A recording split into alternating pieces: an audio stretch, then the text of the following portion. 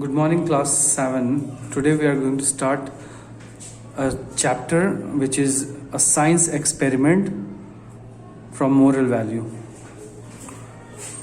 इस चैप्टर को स्टार्ट करने से पहले इस चैप्टर का मतलब समझ लीजिए. इस चैप्टर का नाम जो है अ साइंस एक्सपेरिमेंट, ये एक एक्सपेरिमेंट है, एक वैज्ञानिक एक्सपेरिमेंट. एक्सपेरिमेंट का मतलब होता है परीक्षण, ठीक है.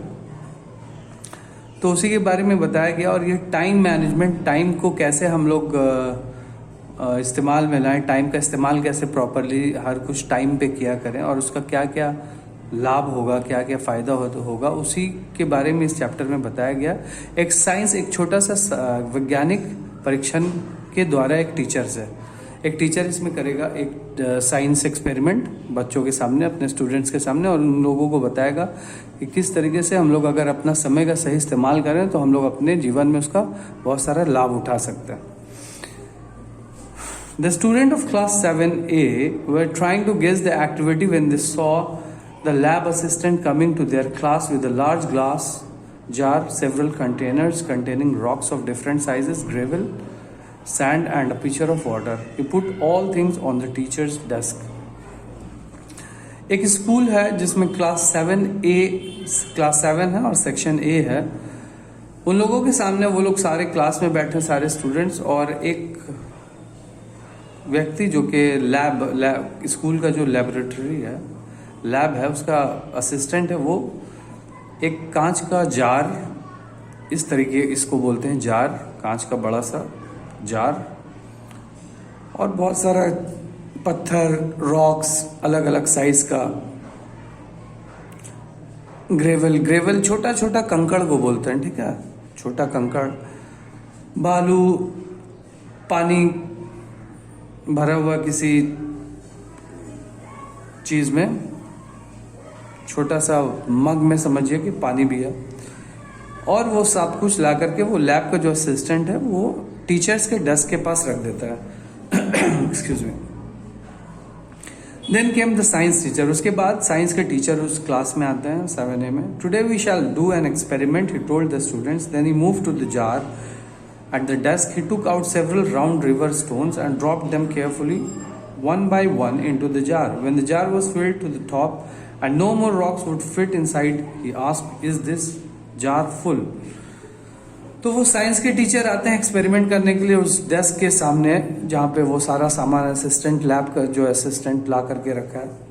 और उसके बाद उस जार में, कांच के जार में, सारा जो कंकड़ था, सारा जो पत्थर था, स्टोन्स था, वो उस पर रख देते हैं.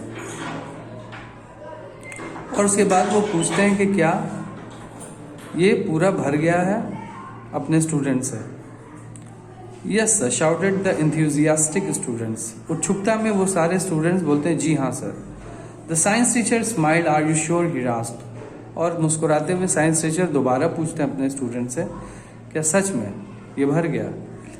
ही emptied a container full of gravel into the jar. अब क्या हुआ, ग्रेवल छोटा कंकड़ होता है, ठीक है, उस कंटेनर में वो तो पहले बड़ा पत्थर डाले थे, अब क्या किए, वो छोटा छोटा जो कंकड़ होता है, जैसे कि आप लोग रोड में देखे होंगे, ये छोटा छोटा कंकड़ डाल करके बनता है रोड, वही कंकड़ वो फिर उस जार में डालता है. When he shook the jar gently, shook the jar gently मतलब हिलाना अच्छे से, जैसे हम लोग कुछ सामान डाल करके कुछ मग में या जार में हिलाते हैं ना ताकि वो और अंदर हो जाए, वैसे वो भी टीचर करते हैं. The gravel settled in the spaces between the big rocks. और फिर क्या हुआ, वो छोटा छोटा कंकड़ जो था वो बड़े बड़े पत्थर में जा करके खाली खाली जगह में अच्छे से सेट हो जाता है, अच्छे से घुस जाता है. Once more the teacher asked, "Is the jar full?" दोबारा वो टीचर पूछते हैं क्या ये भर गया. This time the class was more careful. This was certainly a strange experiment. अब सब सटीक हो गया, सारा स्टूडेंट सटीक हो गया कुछ भी जवाब देने से पहले, क्योंकि ये जो एक्सपेरिमेंट हो रहा था, ठीक है, ये बहुत अजीब व गरीब हो रहा था. स्टूडेंट्स लोगों को अब बहुत अजीब लग रहा था ये एक्सपेरिमेंट, इसलिए वो लोग बहुत केयरफुल हो गए थे कुछ भी आंसर्स करने के लिए. Probably not, sir, said one of them wearily. Good, replied the science teacher. एक स्टूडेंट बोलता नहीं, अभी नहीं भरा है, तो टीचर उसको बोलते हैं कि अच्छा जवाब दिए तुम. Next, he produced a bucket of sand. He began to dump the sand into jars. Sand filled all the spaces between the rocks and the gravel. He asked the class again, "Is this jar full?" वो बालू उसके अंदर डालते हैं jar के अंदर और उसको अच्छे से सेट कर देते हैं और उसके बाद दोबारा पूछते हैं कि क्या ये भर गया है. No, yelled the class this time, sure of the correct answer. The science teacher said, "You are right." अब क्लास बोलता है कि नहीं, अभी नहीं भरा है. और फिर उसके बाद टीचर बोलते हैं तुम लोगों ने सही जवाब दिया. Next he picked up the jug of water and began to pour it in until the jar was filled to the brim. Then he asked, "What is the point of this experiment?" अब वो उन्होंने पानी उस jar के अंदर डाल दिया और उसके बाद वो पूछते हैं कि ये एक्सपेरिमेंट जो किया जा रहा है ये क्यों किया जा रहा है. अपने स्टूडेंट से पूछते हैं. One eager student said, "I think it is about the water table sir." एक स्टूडेंट्स बोलता है कि ये वाटर टेबल के लिए आप एक्सपेरिमेंट कर रहे हैं सर. टीचर कहते हैं, "no," replied the science teacher, नहीं, it is not about science at all. ये साइंस के लिए है ही नहीं. ये साइंस का एक्सपेरिमेंट हम तुम लोगों को नहीं समझाना चाह रहे हैं. What if I tell you it's about how we can manage our time well. और फिर वो कहते हैं कि अगर ये जो एक्सपेरिमेंट में तुम्हारे परिश्रम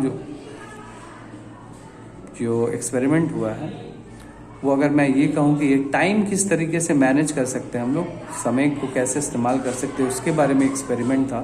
तो I know, said one student. एक स्टूडेंट कहता है, हाँ सर, मुझे भी यही लग रहा था कि आप टाइम मैनेजमेंट के ऊपर ही एक्सपेरिमेंट कर रहे हैं. This experiment illustrates that no matter how busy your schedule is, if you really try you can always fit more things into it.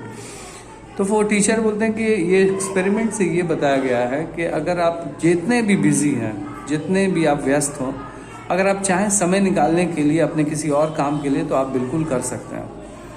No, the teacher replied.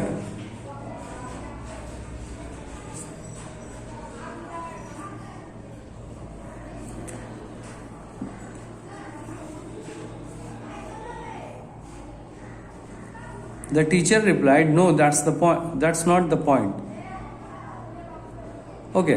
ऊपर जो ये लाइन अभी हम एक्सप्लेन किए वो ये बता रहा था, ये स्टूडेंट्स ने ये जवाब स्टूडेंट्स ने दिया कि हाँ सर मुझे पता है.